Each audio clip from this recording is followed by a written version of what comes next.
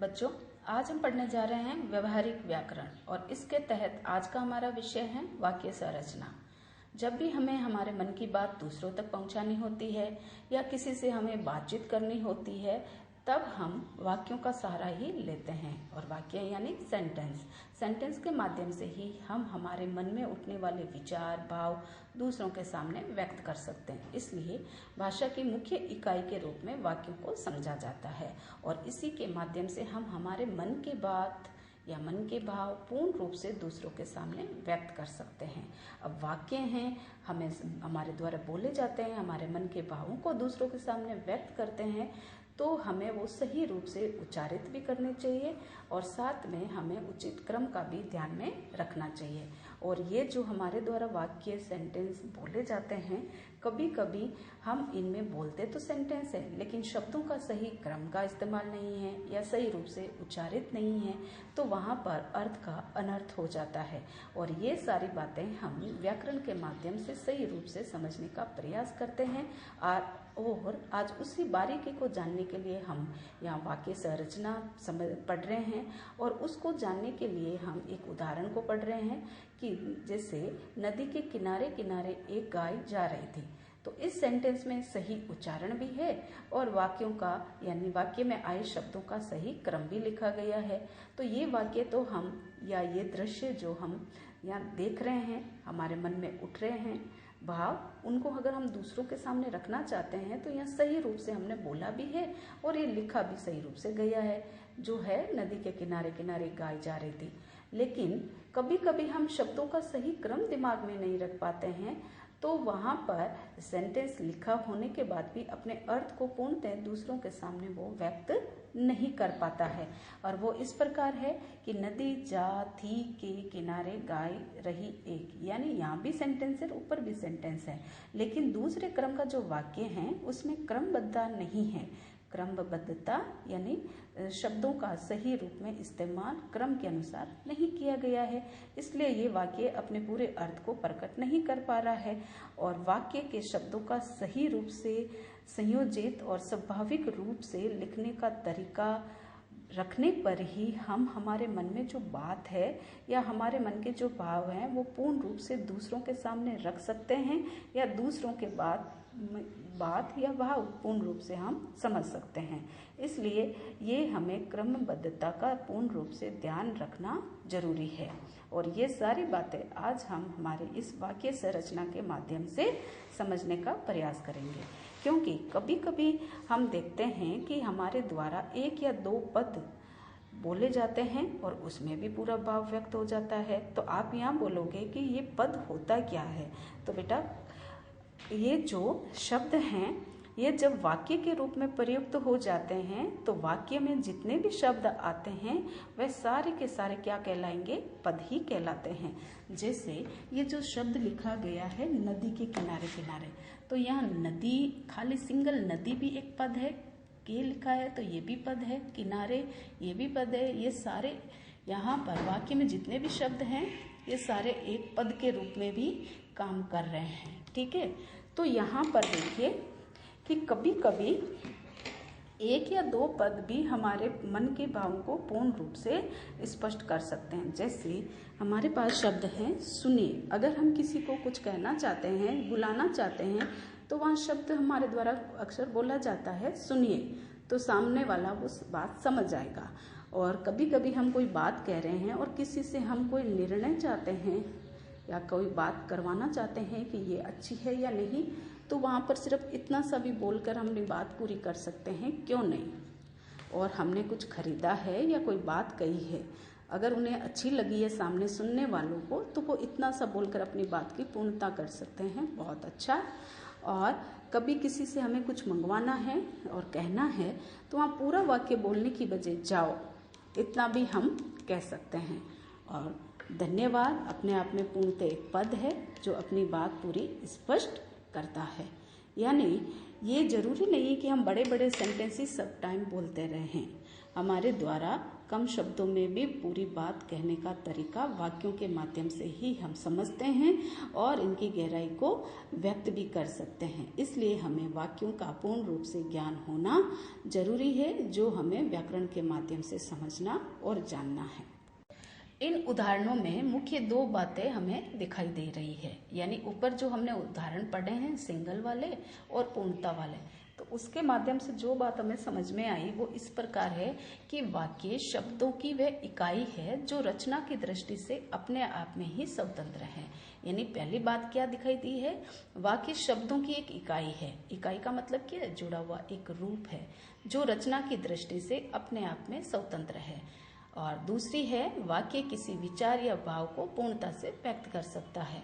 यानी वाक्य ही है जिसके माध्यम से हमारे मन में जितने भी भाव या विचार उठते हैं उन्हें हम पूर्ण रूप से दूसरों के सामने व्यक्त कर सकते हैं, और हम क्या चाहते हैं, क्या कहलाना चाहते हैं या क्या करवाना चाहते हैं, ये सारी बातें हम दूसरों को अच्छे से सेंटेंस या वाक्य के माध्यम से ही बता सकते हैं। इस कारण वाक्य सार्थक शब्दों का समूह होता है जो पूरा अर्थ देता है ना। तो यहाँ पर हमने क्या कहा कि वाक्य सार्थक शब्दों का समूह है। तो बेटा सार्थक शब्दों का मतलब क्या होता है, सार्थक का मतलब है कि जो भी आपने सेंटेंस में शब्द बोले हैं वे अपने पूरे अर्थ को व्यक्त करने वाले होने चाहिए। ये नहीं कि आपने एक शब्द तो लिख दिए लेकिन उसमें जो शब्द है उसका कोई अर्थ ही नहीं है। जैसे आपने यहाँ पर शब्द तो लिख लिया मछली, और मछली की बजाय आपने उसका उल्टा शब्द यहाँ बोल दिया, तो क्या वो वहां पर पूरा अर्थ देगा? नहीं दे सकता। नहीं कि मछली जल में रहती है ना, तो वहां पर आप इसका पूरा उल्टा शब्द लिख कर देखिए, क्या आप वहां पर उसका पूरा अर्थ दे पाएंगे?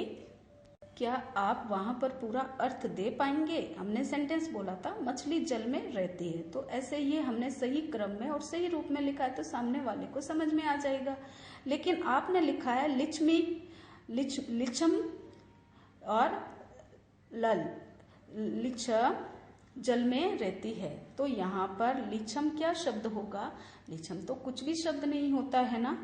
इस प्रकार अगर आपने उल्टे सीधे शब्दों के माध्यम से वाक्य को लिखने की कोशिश की तो वाक्य आपका वहाँ पर कोई अर्थ नहीं देगा। इसलिए वहाँ आपको ये बात ध्यान रखनी चाहिए कि वाक्य अगर या वाक्य जिसके माध्यम से आप अपने भाव को पूर्णता से व्यक्त कर रहे हो तो वह सार्थक होना चाहिए। और सार्थक का मतलब है अपना पूरा अर्थ के साथ वो वाक्य में प्रयोग होना चाहिए।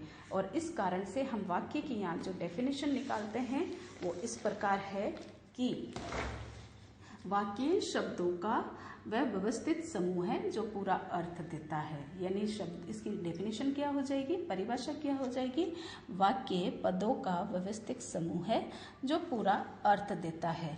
और आगे देखिए, किसी वाक्य में प्रयुक्त शब्दों को हम लिंग, वचन और कारक और क्रिया का मेल होना भी आवश्यक है। अब हम सेंटेंस लिख रहे हैं तो उस सेंटेंस में हम लिंग को भी ध्यान रखेंगे कि स्त्रीलिंग है या पुल्लिंग है, वचन एक वचन है या दो वचन है, और कारक चिन्ह भी इन दोनों के अकॉर्डिंग हम प्रयुक्त करते हैं। और पुरुष के आधार पर भी हम हमारे जो सेंटेंसेस है उसको लिखने की क्रिया चलती रहती है। तो इन शब्दों का भी हमारा एक सही मेल होना जरूरी है, और इस मेल के आधार पर ही हम वाक्य को पूर्ण रूप से स्पष्ट कर सकते हैं जो हमारे भावों को व्यक्त करता है।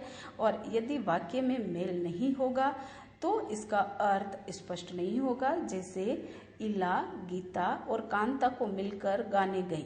अब यहाँ पर एक सेंटेंस बहुत अच्छे से लिखा गया है कि इला, गीता और कांता को मिलकर गाने गए। अब यहाँ पर ये सेंटेंस लिखा होने के बाद भी हमारे लिए ये सार्थक नहीं है। सार्थक होने का मतलब क्या है कि इसमें क्रमबद्धता नहीं है, और वो है लिंग, वचन, कारक की जो मेल है, आपस में मिलान है, शब्दों का सही रूप में इस्तेमाल है, वो यहाँ पर नहीं हुआ है। इसलिए ये अपने पूर्ण अर्थ को यहाँ स्पष्ट नहीं कर रहा है ना। तो अगर इसकी जगह हमें लिखना है इला, गीता और कांता ने मिलकर गाने गाए, तो यहाँ पर क्रमबद्धता यानी मिलाप, मेल मिलाप शब्दों का सही होने के कारण ये अपने आप में पूर्ण अर्थ दे रहा है। इस कारण संरचना की दृष्टि से वाक्य के अनिवार्य अंगों का निर्धारण किया गया है। यानी हम जब सेंटेंस लिखते हैं तो सेंटेंस में सही रूप से हमारे क्रमों का निर्धारण होना चाहिए जो हमारे लिंग, वचन और कारक के आधार पर वाक्य का क्रिया के साथ मेल कराए। तो हमारे व्याकरण में उसे 2 अनिवार्य अंग बना दिए गए हैं और वो अनिवार्य अंगों के रूप में जो हम जानकारी लेंगे उन्हें कहते हैं उद्देश्य और विधेय। यानी हमारा वाक्य संगठन ग्रामर जो हमें सिखाता है वो इस प्रकार कहता है कि जब आपके द्वारा वाक्य का निर्माण हो तो उसके अंगों का आप पूर्णतः ध्यान रखिए, और अंगों का हम पूर्णतः ध्यान रखेंगे तो हमारे जो व्याकरण के अन्य विषय हैं, कारक, लिंग, वचन आदि, तो उसमें अपने आप ही मेल हो ही जाएगा। इसलिए हमारे जो अंगों का निर्धारण है वो 2 प्रकार से किया गया है और वह 2 है उद्देश्य और विधेय। जैसे सेंटेंस लिखा गया है, अमिता ने पत्र लिखा। तो अमिता ने पत्र लिखा, तो हमें इसमें हमारे अंगों के आधार पर समझने का प्रयास करेंगे। इसमें हमारा अमिता यानी सब्जेक्ट को हम उद्देश्य कहते हैं और उसके बाद से जितना बचा हुआ सेंटेंसेस है वो सारा सेंटेंस हमारा विधेय कहलाता है। और इससे आप सब्जेक्ट कह सकते हो और इससे आप प्रेडिकेट कह सकते हो। उद्देश्य सब्जेक्ट कहलाता है और विधेय प्रेडिकेट कहलाता है। यानी कर्ता उद्देश्य होता है, जो कार्य है, जो क्रिया है, यहाँ लिखना क्रिया है, ये किसके द्वारा हो रही है? कर्ता के द्वारा। और कर्ता कौन है? अमिता है। तो इसलिए यहाँ कर्ता हमें से उद्देश्य होता है और बाकी बचा हुआ जितना भी सेंटेंस है वो विधेय यानी प्रेडिकेट कहलाता है। और वाक्य में कर्ता और कर्ता का विस्तार उदय होता है। अब आप इस चीज को इस प्रकार समझिए कि वाक्य में कर्ता और कर्ता से जुड़ी हुई कोई भी बातें हैं वो सारा उद्देश्य ही कहलाता है और बाकी बचा हुआ जितना भी भाग है वो सारा विधेय कहलाता है। इस प्रकार वाक्य के अनिवार्य अंग है उद्देश्य और विधेय। और उद्देश्य प्राय वाक्य की शुरुआत में लगता है। यानी उद्देश्य को अगर आपको समझना है, दिमाग में रखना है तो बहुत ही आसान होता है, क्योंकि उद्देश्य है ये आपके वाक्य की शुरुआत में होता है और विधेय उद्देश्य के बाद ही आएगा। इतना आपको जरूर रखना है दिमाग में कि हमारे वाक्य के 2 अंग बनाए गए हैं जिससे कि आप सेंटेंस को सही रूप से फ्रेम करना सीखें। तो इसमें जो सब्जेक्ट यानी कर्ता होता है उसे उद्देश्य कहते हैं और बाकी बचा हुआ भाग अपने आप में विधेय यानी सब प्रेडिकेट कहलाता है। तो इसमें आपको ध्यान में क्या रखना है कि उद्देश्य है वो वाक्य की शुरुआत में होता है और बाकी बचा हुआ विधेय का जुड़ा हुआ भाग है वो बाद वाला कहलाता है। इस प्रकार हमने वाक्य की एक छोटी मोटी जो गलतियां क्रमबद्धता और उसकी सार्थकता से जुड़ी हुई है उनको बारीकियों के रूप में हमने जाना है। और अब हम वाक्य के प्रकार के बारे में बात करेंगे। यानी हमने वाक्य के संरचना जान ली, वाक्य के अंग को हमने समझने का प्रयास किया और अब हम यहाँ पर वाक्य के प्रकार के बारे में बात करने वाले हैं। तो बेटा वाक्य के प्रकार या भेद, तो ये वाक्य के भेद 2 प्रकार से होते हैं। एक होता है अर्थ के आधार पर, दूसरा होता है रचना के आधार पर। अर्थ के आधार पर जो आप 9th क्लास में पढ़ चुके हैं, यानी अर्थ यानी बोलते ही उसका अर्थ आपके जहन यानी दिमाग में तुरंत आ जाता है, तो वहां पर आपको समझने की जरूरत नहीं होती है। आपका शरीर अपने आप उस शब्दों के यानी वाक्यों के आधार पर रिएक्ट करता है। और ये अर्थ के आधार पर जो वाक्य हैं इनके खुद के 8 प्रकार होते हैं और वो सभी आपको अच्छे से पता है क्योंकि इस 9th क्लास में आप इनका अच्छे से ज्ञान ले चुके हैं। और आज हम पढ़ेंगे रचना के आधार पर। और रचना के आधार पर जो वाक्य के भेद हैं वो 3 प्रकार से होते हैं। और रचना का मतलब होता है लिखा हुआ भाग, यानी आपके सामने लिखा हुआ भाग है उसको आप किस रूप में समझ सकते हो और उसको जानने का क्या तरीका है उसकी आज हम बारीकी से यहाँ जानकारी लेंगे। तो यहाँ पर जो आपके पाठ्यक्रम में लिए गए हैं रचना के आधार पर, तो उन्हें यहाँ पर बोर्ड के द्वारा 4 अंक निर्धारित किए गए हैं और उसी बात को हमें ध्यान में रखते हुए इनकी बारीकी से हमें जानकारी लेनी है। और आज हम यहाँ पढ़ेंगे रचना के आधार पर वाक्य भेद। तो रचना के आधार पर जो वाक्य भेद हैं वो 3 प्रकार से हैं। पहला है सरल वाक्य, फिर आता है संयुक्त वाक्य, फिर आता है मिश्र वाक्य। तो आज हम सबसे पहले पढ़ेंगे सरल वाक्य। और सरल वाक्य की परिभाषा हम जानेंगे इसके सेंटेंस के आधार पर, यानी यहाँ हम रटेंगे नहीं, हम स्वयं जो सेंटेंस लिखे जाते हैं उसी आधार पर इसकी रचना को समझेंगे कि सरल वाक्य की रचना किस प्रकार होती है और इसको हम किस रूप में समझ सकते हैं। और इसकी परिभाषा को हम 3 प्रकार से लिख सकते हैं और समझ भी सकते हैं। तो क्यों ना हम इन 3 प्रकार की जो परिभाषा है इसकी, उसे उदाहरणों के माध्यम से जानने का प्रयास करेंगे। तो इसमें देखिए ये सेंटेंस लिखे गए हैं कि आकाश में चांद निकल आया। आकाश में चांद निकल आया, ठीक है। अब यहाँ पर हम दूसरी बात जानेंगे कि आकाश हम अभी अभी पढ़कर आए हैं कि इसमें अंग के रूप को भी हम समझ ले साथ में, ताकि हमारी जो परिभाषा बनेगी वो आसान हो जाए। तो आकाश में चांद निकल आया, तो आकाश तो इसमें क्या हो गया, उद्देश्य यानी सब्जेक्ट। निकल आने की क्रिया कौन कर रहा है, चांद है।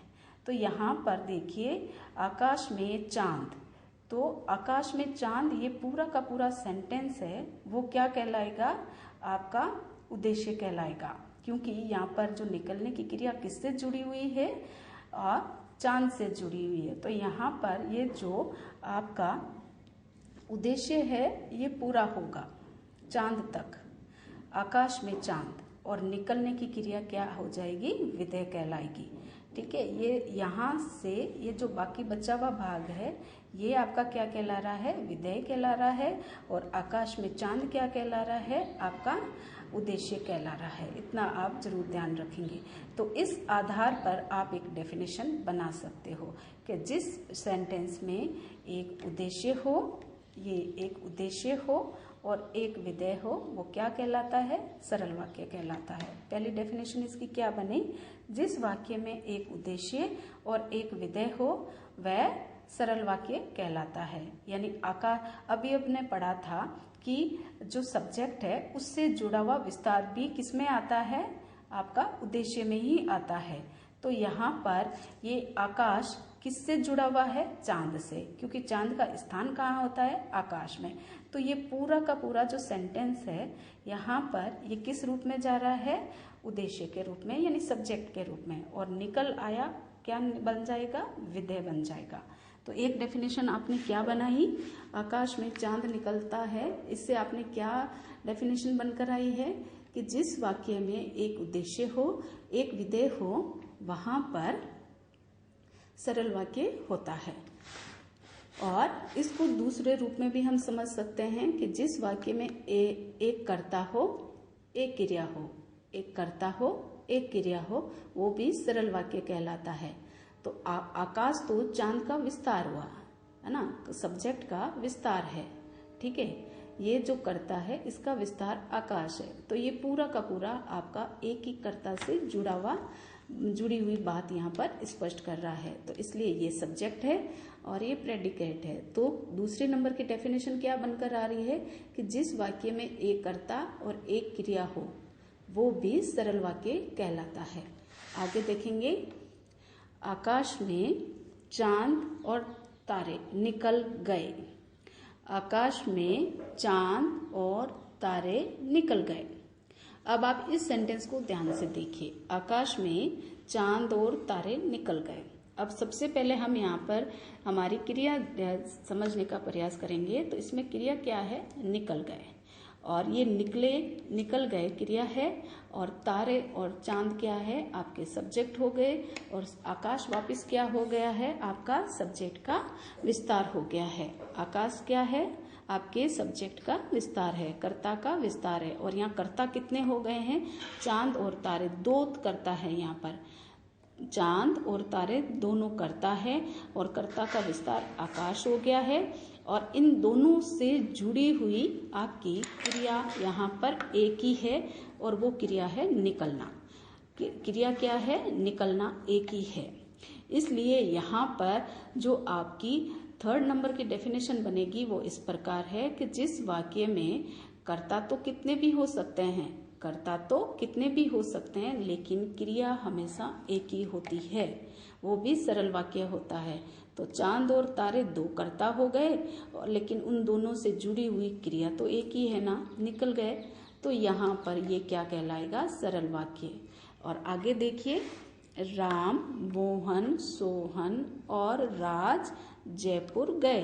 तो इसमें भी हमारे पास कर्ता तो क्या है, राम भी है, मोहन भी है, सोहन भी है, राज भी है। ये चार हमारे पास यहाँ कर्ता हो गए।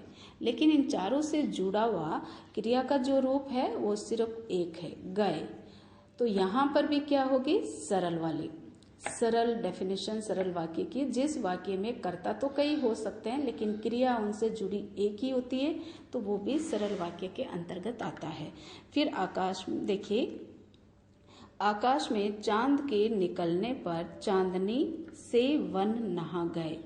तो यहाँ पर भी हमारा एक ये सिंपल सेंटेंस बोला गया है और इसमें भी कर्ता एक ही है, चांदी है, और आगे क्रिया भी एक ही है। तो यहाँ पर हमने इसकी जो 3 डेफिनेशन जानी है सरल वाक्य की, वो कौन कौन सी है कि जिस वाक्य में एक कर्ता एक क्रिया, वो वाक्य सरल कहलाता है। जिस वाक्य में एक उद्देश्य एक विधेय हो, वो सरल वाक्य कहलाता है।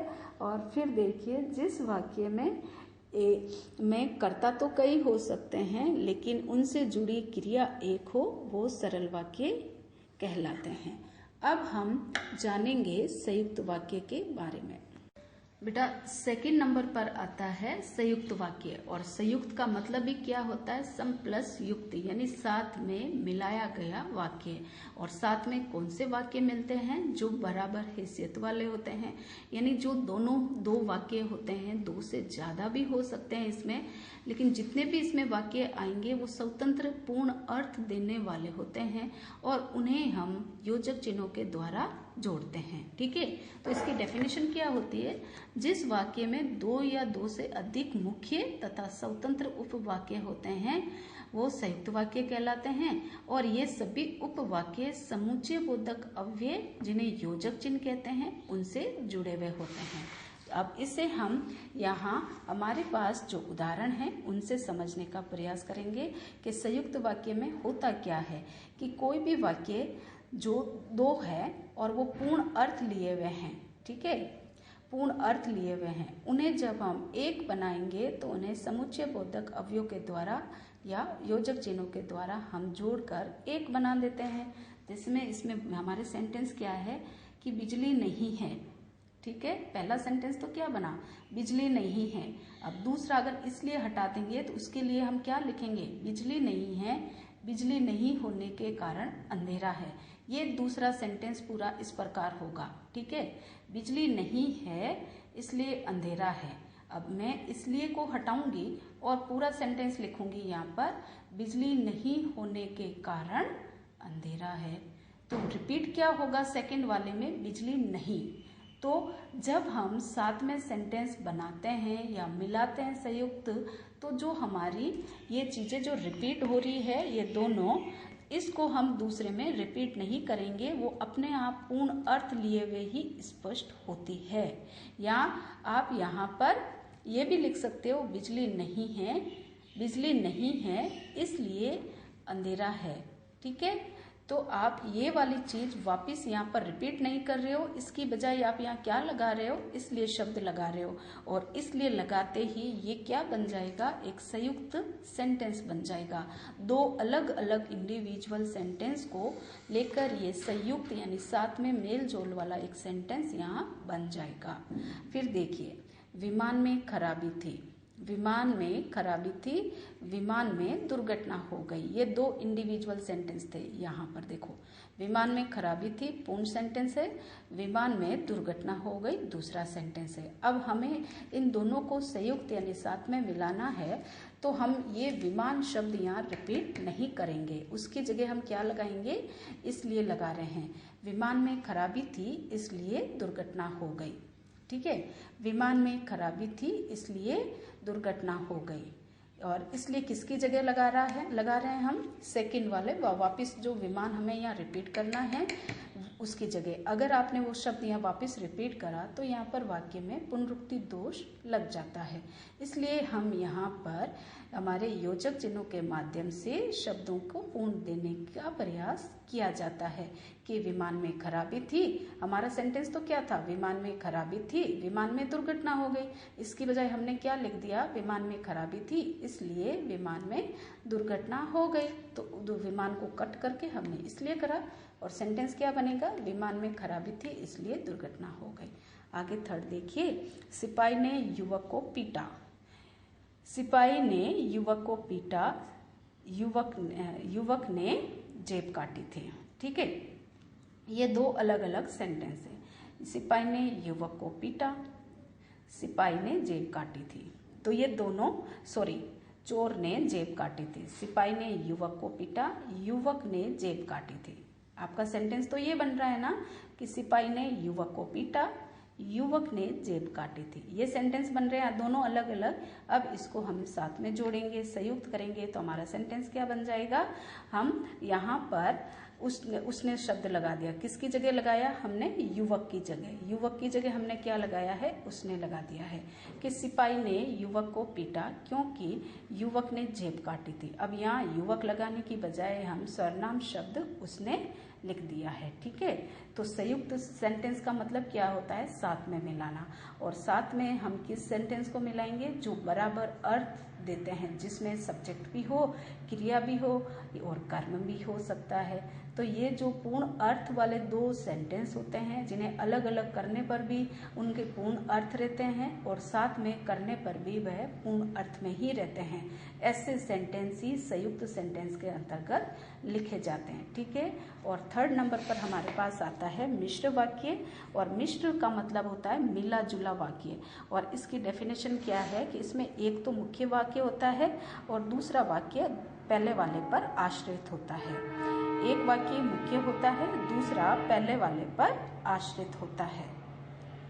और इसको हम कैसे समझेंगे, इसमें हमें बहुत ध्यान रखना पड़ता है। और ये सबसे सरल सेंटेंस भी होते हैं कि ये सेंटेंस बहुत सरल भी होते हैं, बस थोड़ी सी सावधानी आपको रखनी पड़ती है। और इसमें पहला सेंटेंस है, जब यात्री बैठ गए तब बस चल पड़ी। जब यात्री बैठ गए तब बस चल पड़ी। और इसको जानना है जब और तब, इस तरह के शब्द, यदि, तो, इस तरह के कुछ भी शब्द आए, ऐसे वैसे जैसे तैसे, यानी संबंध बोधक सर्वनाम के समान जो शब्द होते हैं, वो जब हमें यहाँ इन सेंटेंस में लिखे हुए दिखे तो वहाँ पर हमारे वो मिश्र वाक्य की श्रेणी में आ जाते हैं। इसमें एक वाक्य पूरा है, दूसरा वाक्य अधूरा है। अब आपको ये जानना है तो हमें सबसे पहले कि ये मिश्र वाक्य है या नहीं, तो हमारे सामने जो सेंटेंस लिखा हुआ होता है उसमें जो जहाँ से सेंटेंस को जोड़ा गया है उस सेंटेंस को आप छुपा दीजिए, उस शब्द को आप छुपा दीजिए। जब यात्री बैठ गए, तो यहाँ पर आपके पास में दोनों सेंटेंस खुले चल रहे हैं, स्पष्ट नजर आ रहे हैं कि जब यात्री बैठ गए। तो फर्स्ट वाला तो आपको क्या कह रहे हैं कि जब यात्री बैठ गए। तो हमें क्या पता यात्री बैठने के बाद क्या हुआ, हम नहीं कह पा रहे ना। तो फर्स्ट तो क्या है, इनकम्प्लीट है। सेकंड क्या कह रहा है, बस चल पड़ी। तो सेकंड वाला अपने आप में क्या है, सेंटेंस पूर्णता लिए हुए हैं। तो सेकंड वाले के ऊपर कौन सा सेंटेंस निर्भर हो रहा है, फर्स्ट वाला निर्भर हो रहा है। और यहाँ पर इसी तरह के शब्द आपको लगे हुए मिलेंगे और आप आसानी से इनको पहचान सकते हो। जब, तब, ऐसे वैसे, यहाँ वहाँ, इस तरह के जो सिमिलर साउंड वाले शब्द होते हैं वो यहाँ पर कंजक्शन के रूप में काम में लिए जाते हैं। और इस हमारे जो वाक्य है, इस प्रकार का जो वाक्य है उसमें एक पूरा होता है, एक अधूरा होता है। ठीक है, यदि इस बार वर्षा नहीं हुई। ठीक है, अब हमारे पास दूसरा सेंटेंस है, यदि इस बार वर्षा नहीं हुई तो। ठीक है, तो यहाँ कंजक्शन के रूप में हमें क्या नजर आ रहा है, तो। हमने तो शब्द को छुपा दिया और हम जानेंगे कि सेकंड वाले में हमारा कौन सा पूरा है, कौन सा अधूरा है। तो इसमें लिखा है यदि इस बार वर्षा नहीं हुई तो क्या होगा हमें नहीं पता, लेकिन सेकंड जो सेंटेंस है उसको आप पढ़िए, सारी फसल नष्ट हो जाएगी। सारी फसल नष्ट हो जाएगी। ठीक है, तो यहाँ पर जो सेंटेंस देखिए, आप आराम से ये वर्ड को छुपा दिया है। उसके बाद आपका जो स्पष्ट समझ में आ जाएगा कौन सा पूर्णता लिए हुए है और कौन सा अधूरा है। तो अगर आप यदि शब्द भी इसमें से हटा दोगे तो भी आपको फर्स्ट वाला पूरा अर्थ नहीं दे रहा है। इस बार वर्षा नहीं हुई, आप यदि शब्द हटा दीजिए तो भी देख लीजिए, और लेकिन सेकंड वाले को आप स्पष्ट कर लीजिए, सारी फसल नष्ट हो जाएगी। तो सेकंड वाली जो सेंटेंस लिखा गया है ये अपने आप में पूर्णता दे रहा है, और फर्स्ट वाला जो है ये इसके ऊपर निर्भर कर रहा है। इस प्रकार मिश्र वाक्य की पहचान होती है। एक वाक्य पूरा, दूसरा वाक्य उस पर आश्रित होता है, और ये आसानी से हम बना भी सकते हैं और आसानी से हम सरल और मिश्र में कन्वर्ट भी कर सकते हैं। और ये पहचानने में भी आसान रहता है क्योंकि इसमें इसी तरह के शब्दों का इस्तेमाल ज़्यादा किया जाता है। मिश्र वाक्य, सरल वाक्य सिंपल कर्ता और क्रिया से जुड़ा है, संयुक्त वाक्य हमारे कंजक्शन से जुड़े हैं, इसलिए लेकिन किंतु वाले शब्द किस में आ जाएंगे, ज्यादातर संयुक्त वाक्य में आ जाते हैं। और इस तरह के सिमिलर, जब तब, यहाँ वहाँ, इस तरह के शब्द आपके मिश्र वाक्य में आ जाते हैं। तो अब हम कुछ उदाहरणों के माध्यम से एक दूसरे में परिवर्तित करने के तरीके को समझने का प्रयास करते हुए वाक्य को समझेंगे। यहाँ पर वाक्य परिवर्तन को आप देखिए, हमने 3 कॉलम बनाए हैं, सरल वाक्य, संयुक्त वाक्य और मिश्र वाक्य। अब हम सबसे पहले एक सेंटेंस लेंगे सरल वाक्य में, बच्चे नाश्ता करके विद्यालय गए। ये हमने एक सरल वाक्य लिया है जिसे हम पहले संयुक्त वाक्य में बदलेंगे। बच्चे नाश्ता करके विद्यालय गए, संयुक्त को देखो, बच्चों ने, बच्चे, तो यहाँ भी बच्चे बहुवचन के रूप में काम में आ रहे हैं और क्रिया भी बहुवचन के रूप में ही काम में आ रही है। लेकिन जब इसको हम संयुक्त रूप में स्पष्ट करेंगे, संयुक्त वाक्य में लेके जाएंगे, तो यहाँ बच्चे हमारे वही बहुवचन में आ रहे हैं। बच्चों ने नाश्ता किया और विद्यालय गए, वापिस क्रिया भी किस में आ रही है, बहुवचन में। तो यहाँ पर हमने और लगाकर इस वाक्य को संयुक्त में बदल दिया। इसको देखो, बच्चों ने नाश्ता किया, अपने आप में पूर्णता लिए हुए एक क्रिया के साथ में वाक्य हो रहा है। दूसरे में आप यहाँ लिख सकते हो, और किससे पहले बच्चे विद्यालय गए, आप यहाँ लिख भी सकते हो, लेकिन हमें एक सेंटेंस में पुनरुक्ति दोष नहीं लाना है, इसलिए हमने बच्चे लिखने की बजाय सीधी हमने क्या लिख दिया, विद्यालय गए। बच्चों ने नाश्ता किया और विद्यालय गए, ये अपने आप में पूर्णता अर्थ लिए हुए संयुक्त वाक्य हो गया है। और जब आप ये संयुक्त वाक्य आसानी से बना लेते हो तो मिश्र वाक्य बनाने में आपको ज़्यादा सोचना भी नहीं पड़ेगा, क्योंकि आप यहाँ लगा दीजिए बच्चों के आगे, जब बच्चों ने नाश्ता किया, और की जगह तब लगा दीजिए, तब विद्यालय गए। ठीक है, देखिए, जब बच्चों ने नाश्ता किया तब वे, यहाँ वापिस हमारे देखिए हमने यहाँ बहुवचन लगा दिया, क्योंकि ये लगा भी सकते हो, समझ में आ रहा है, नहीं भी लगा सकते हो। जब बच्चों ने नाश्ता किया तब विद्यालय गए, आप ऐसे भी लिख सकते हो और आप ये शब्द भी लिख सकते हो। ठीक है, ध्यान रखिए, जब बच्चों ने नाश्ता किया तब विद्यालय गए, या तब वे विद्यालय गए। आप इस तरह करके आप अपना इसको मिश्र वाक्य में बदल सकते हो, और मिश्र वाक्य बदलना बहुत आसान हो जाता है। आगे सेकंड वाला देखो, वर्षा होने पर, सरल वाक्य लिया हमने पहले, वर्षा होने पर पक्षी चहचहाने लगे। वर्षा होने पर पक्षी चहचहाने लगे, ये तो हमारा वर्षा है और पक्षी है, और लगे, लगे क्रिया हो गई, पक्षी कर्ता हो गए। ठीक है, अब आप यहाँ देखिए, ये आपका सरल वाक्य हो गया, वर्षा होने पर पक्षी चहचहाने लगे। अब इसको हम बहुत आसानी से संयुक्त वाक्य में बदल देंगे। वर्षा हुई, हुई क्रिया है, ठीक है, वर्षा हुई, और हमने कंजक्शन के रूप में काम में ले लिया, और पक्षी चहचहाने लगे। वर्षा हुई और पक्षी चहचहाने लगे, ये सेकंड वाक्य बन गया। ठीक है, तो ये भी आसान हुआ ना संयुक्त वाक्य में, कि वर्षा हुई एक फर्स्ट सेंटेंस स्वतंत्र सेंटेंस हो गया, पक्षी चहचहाने लगे, ये भी स्वतंत्र सेंटेंस है, और दोनों को हमने और कंजक्शन से यहाँ जोड़ दिया। आगे देखिए, बहुत आसान है मिश्र वाक्य में बदलना। जब वर्षा हुई तब पक्षी चहचहाने लगे। जब वर्षा हुई तब पक्षी चहचहाने लगे। यानी आपको सिर्फ सीखना क्या है, संयुक्त वाक्य बनाना आसान तरीके से सीखना है। क्योंकि वर्षा हुई तो इसमें वर्षा के आगे क्या लगा दिया, जब वर्षा हुई। पक्षी चहचहाने लगे, और की जगह सिर्फ आप तब लगा दीजिए। पूरा का पूरा सेंटेंस बहुत आसान बन जाएगा। जब आप संयुक्त वाक्य आसानी से समझ जाएंगे तो आपके लिए मिश्र वाक्य बनाना बिल्कुल भी कठिन नहीं है।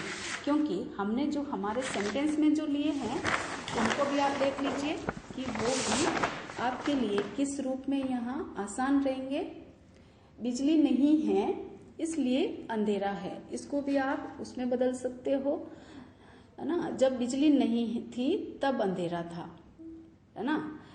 पहला तो ये हो जाएगा, उस विमान में खराबी थी इसलिए दुर्घटना हुई। उसके आगे सेकंड में क्या लगाओगे, उस विमान में खराबी थी इसलिए दुर्घटना हुई। उस सिपाही ने उस युवक को पीटा जिसने जेब काटी थी। सिपाही ने उस युवक को पीटा जिसने जेब काटी थी।